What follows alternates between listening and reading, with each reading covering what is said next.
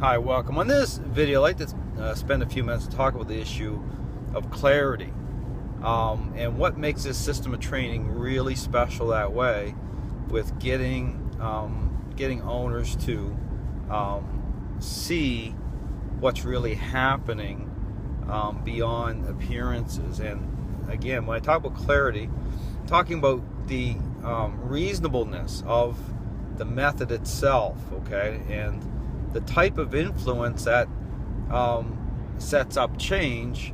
But at the same time, what it does is it allows the person to get a really good view as to what's really happening, okay, as as they're starting to engage the dog through the relational method. What starts to happen is they start to see things in a way that they never saw them before. And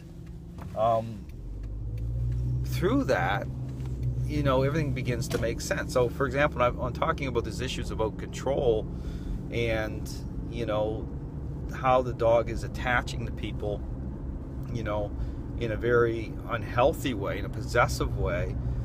And, this issue about why it is that leadership's important and influence is part of the process, right?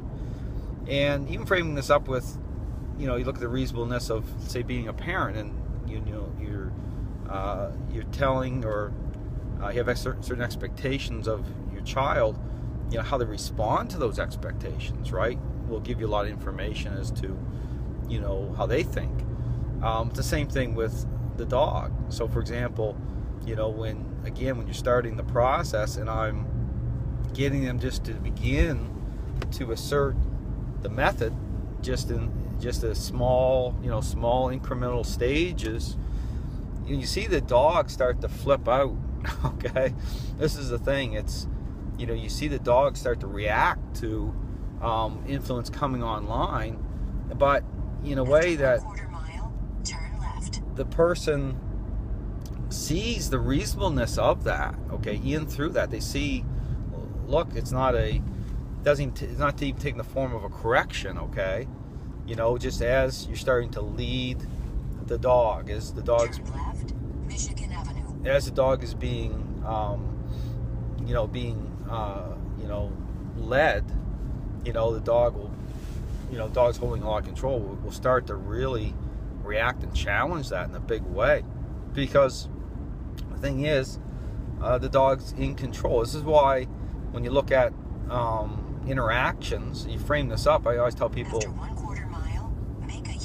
that once you really begin to reconcile what's happening, you look back on all the different interactions, and it'll make more sense. It'll be like, now it makes more sense why the dog, I couldn't walk my dog out on the street without major problems, or a certain interaction where you're trying to take something from the dog that's still within the framework of what's a reasonable expectation.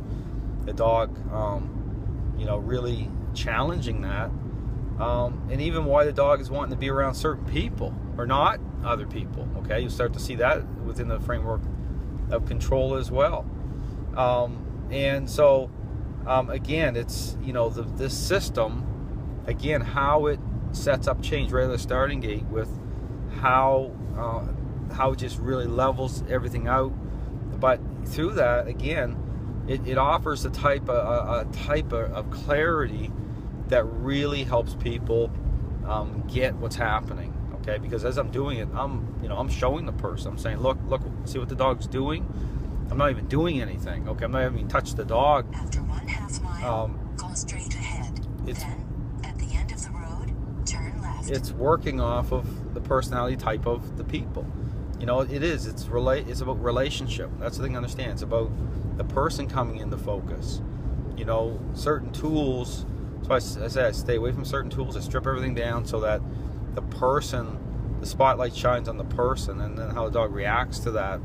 You'll see that. So anyway, I just want to make that point that this system is fantastic when it comes to